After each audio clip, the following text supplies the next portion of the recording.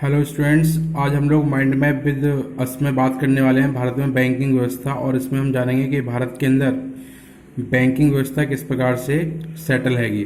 अगर हम बात करें भारत में बैंकिंग व्यवस्था की, तो भारत के अंदर दो प्रकार की बैंकिंग व्यवस्था देखने को मिलती है। एक केंद्रीय बैंक और एक व्यापारिक या वाणिज्यिक बैंक। सबसे पहले हम बात करते हैं केंद्रीय बैंक क्या होती है। केंद्रीय बैंक एक देश का सर्वोच्च वित्तीय संस्था है जो भारत सरकार के द्वारा निर्मित है, और यह पूर्णतः सरकारी बैंक होता है। और यह देश के अंदर एकमात्र केवल एक ही बैंक होता है। इस प्रकार की बैंक देश में अन्य कोई दूसरी नहीं होगी। इसके अलावा देश के अंदर अन्य जितनी भी बैंकें ओपन की गई हैं, उन सभी बैंकों का संचालन करने का कार्य इसी बैंक का होता है। तो यह अपने आप में एक अलग बैंक है। इसके बारे में अगर हम बात करें तो भारत की केंद्रीय बैंक का नाम रिजर्व बैंक ऑफ इंडिया यानी कि आरबीआई है, जिसकी स्थापना 1 अप्रैल 1935 में की गई थी और इसके लिए एक्ट 1934 बनाया गया था। इसके साथ साथ इसका जो मुख्यालय है वो आपका मुंबई के अंदर है, और साथ ही साथ में 1949 में इसको राष्ट्रीयकृत कर दिया गया था। इसके साथ साथ क्या होता है कि इसका एक गवर्नर होता है जो इसको संचालित करता है, प्लस 4 अन्य डिप्टी गवर्नर होते हैं जो अलग अलग क्षेत्रों से लिए जाते हैं, जो अपने अपने क्षेत्र में विशेषज्ञ होते हैं। वर्तमान समय में इसके जो गवर्नर हैं वो शक्तिकांत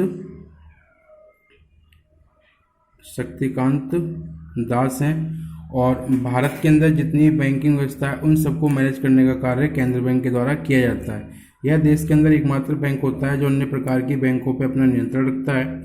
इस कार्य से इसके जो कार्य हैं कुछ अलग होते हैं। इसके कुछ कार्य हैं, जैसे कि पहला, नए नोट छापना। देश के अंदर जितने भी नए प्रकार के नोट छापने का कार्य है वह केवल केंद्रीय बैंक ही करेगा, परंतु 1 रुपये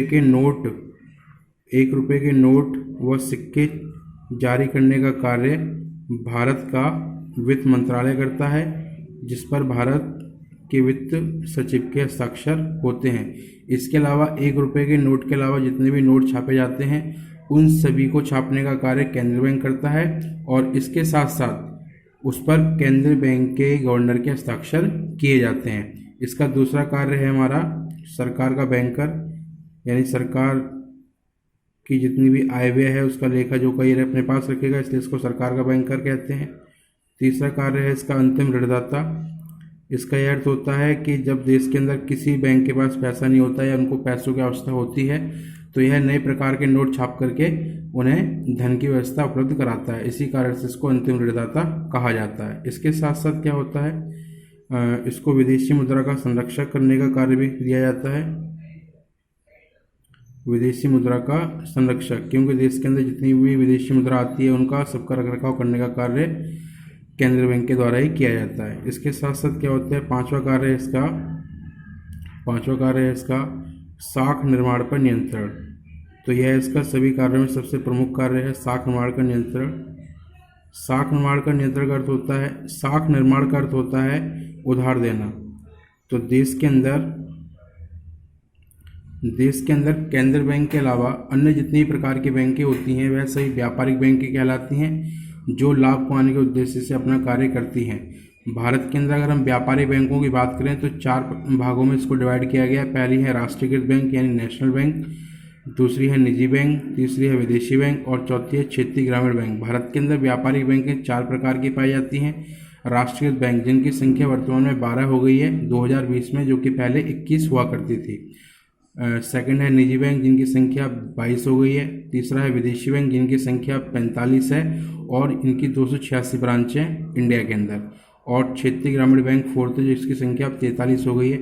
यह चारों की चारों ही व्यापारिक या वाणिज्य बैंक कहलाती हैं, जो कि केंद्रीय बैंक के अधीन रहकर के अपने कार्य करती हैं। और इन सभी का कार्य लोगों का पैसा जमा करके और दूसरे लोगों को पैसा उधार देना होता है। तो जब ये पैसा उधार दे रही हैं तो इनके द्वारा पैसा ज़्यादा उधार ना दे दिया जाए, नहीं तो अर्थव्यवस्था के अंदर मुद्रास्फीति बढ़ जाएगी। उसे रोकने के लिए केंद्रीय बैंक इस पर नियंत्रण रखती है, और नियंत्रण के कारण ही वह साख निर्माण के नियंत्रण का कार्य करती है। साख निर्माण के नियंत्रण के लिए वह एक नीति चलाती है जिसका नाम होता है मौद्रिक नीति, और इस नीति के द्वारा वह 2 प्रकार के उपाय करेगी। पहला मात्रात्मक उपाय और दूसरा है गुणात्मक उपाय। मात्रात्मक उपाय के अंतर्गत वह बैंक दर, जिसे रेपो दर भी कहते हैं, दूसरा खुले बाजार की प्रक्रिया,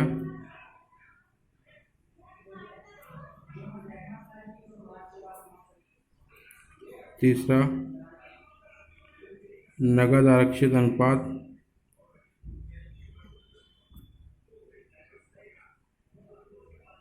CRR, चौथा क्षमता तरलता अनुपात, SLR। तो इन उपायों को फॉलो करेगी। वहीं गुणात्मक उपाय में साख की राशनिंग, सीधी कार्रवाई,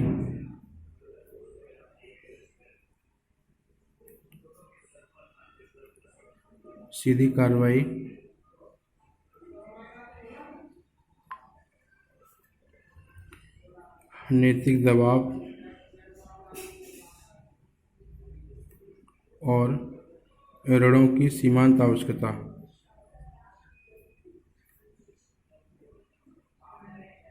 जैसे कार्य करेगी, जिसके बाद वह साख निर्माण पर नियंत्रण करने का कार्य कर लेगी।